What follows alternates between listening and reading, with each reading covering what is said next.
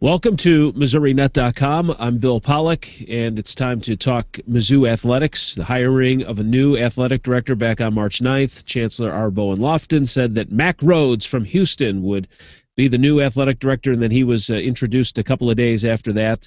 And to bring in, no one better. You talk about a Missourinet contributor, someone who knows sports, and someone who lives down in the Houston area, Tim Fisher. Hello, Tim. Hey, Bill, how's it going? Good. This is great. You sent me an email the other day after we had the press conference, and Mack was introduced here to Missouri, and I think he said all the right things, asking the question, why can't Mizzou be at the top of the SEC? And he's going to come in here and look at the direction they're heading in terms of raising funds, and I think once he gets his feet wet, will be a good move. And you had emailed that, and you said, this is a good pickup for Missouri. I guess we'll start with that.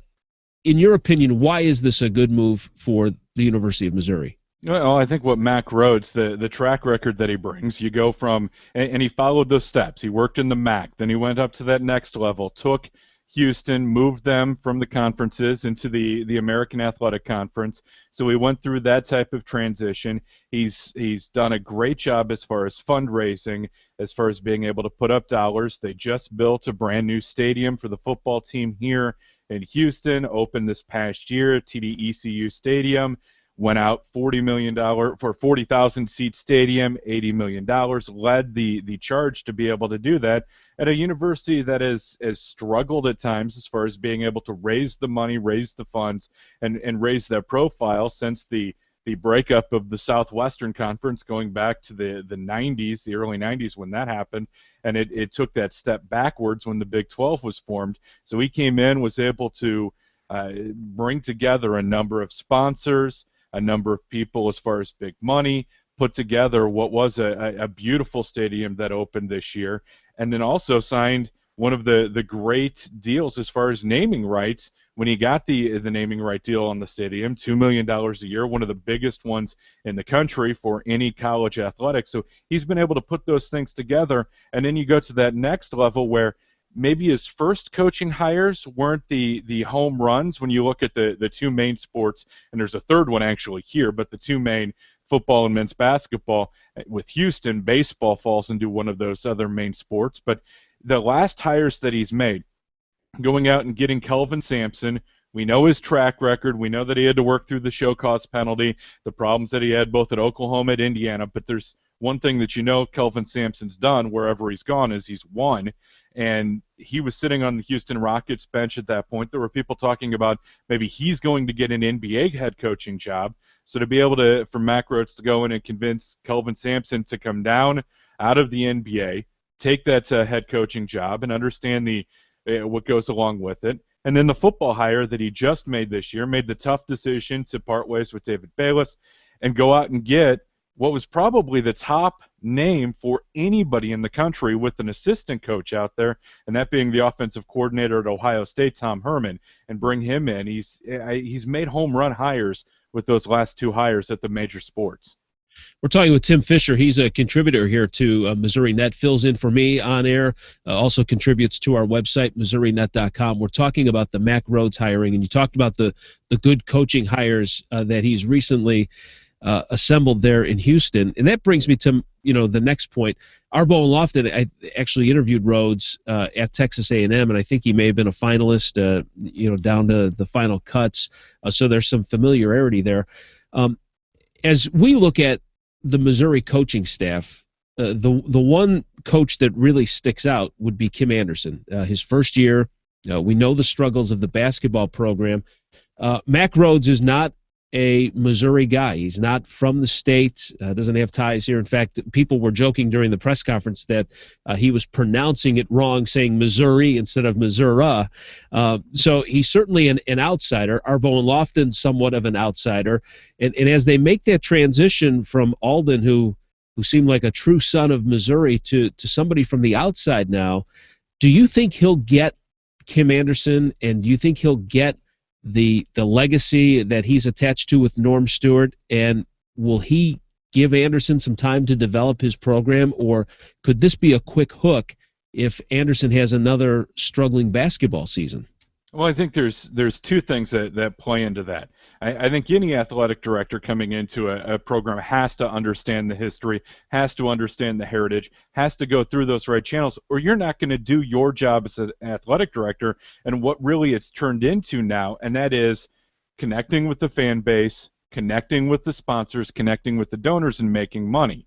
Being an athletic director is as much being a marketing person and a fundraiser as it is that person that goes out and just makes the coaching hires. So he has to understand and come in and get that legacy. And I think he did a good job understanding that and embracing that when he made the transition and the move to Houston. So he's going to have to do that when he goes to Missouri. But also, if Kim Anderson has some of those off the court struggles that some of the players did this year, that may be what hurts more than just the wins and losses. And also it comes also back to the Missouri fan base going, how many people are going to fill Mizzou Arena?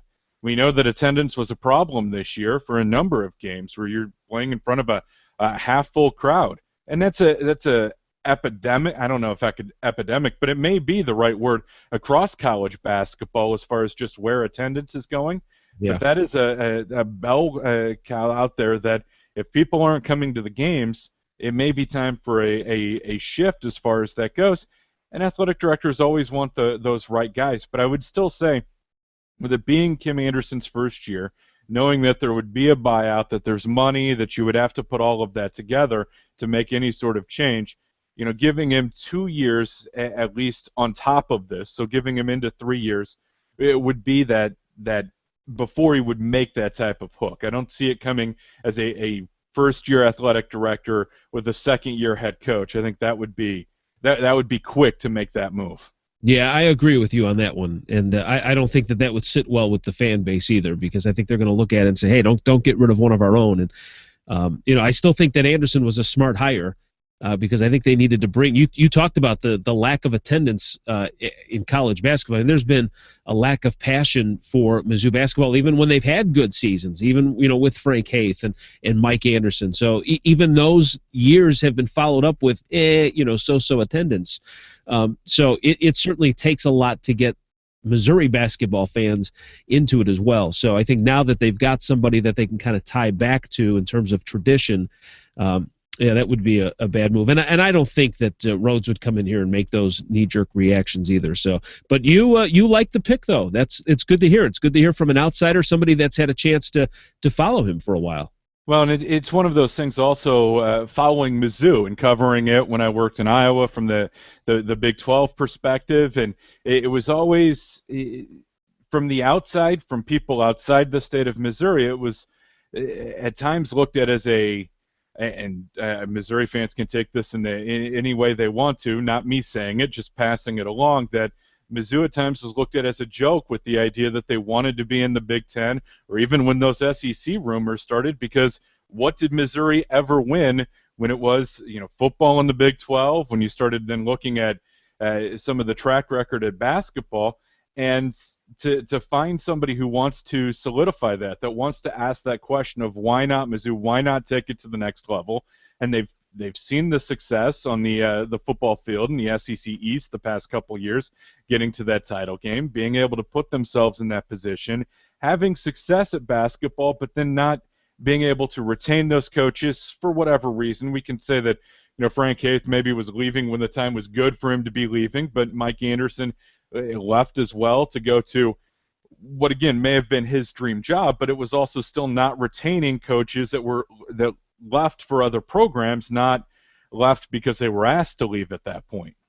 Yeah, great point. I where I think where Mack Rhoades will ultimately be judged is when Gary Pinkel's contract is up and they need to hire a new football coach, and that's certainly down the road a few years at least. So. Well, and that'll also be interesting to see the time frame that comes with that, because I argued with some Missouri fans when you go back. I remember it was 3-4 seasons ago after Mizzou came off. This was in their first year in the SEC. People questioning whether or not Gary Pinkel was should be retained, and there were Mizzou fans that said, "I don't remember any of this conversation." Well, I can go back and hold up, because I talked about it on my radio show. It was the same time, the same year that Jeff Tedford who was tenured at 11 years, I think, at that point at Cal, got fired. There was talk about Kirk Ferentz, who fell into that basically same time frame, 11 years, 10 years. There was talk about whether he was the one to be led to keep leading at Iowa.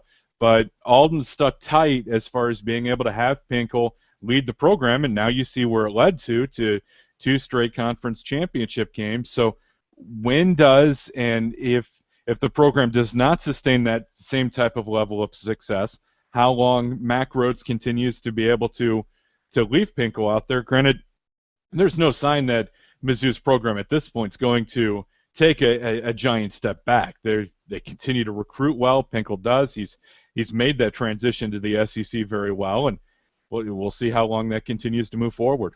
Well, and that's it. I mean, we could go on and on about this. I mean, it's great speculation, though, because, if Rhoades is the type of guy, and you may know this more, I mean, if he's the type of guy that wants to come in and make an impact and make a name for himself, and he asks, hey, why can't Mizzou be number one? And he wants to be the guy that gets them to that next level.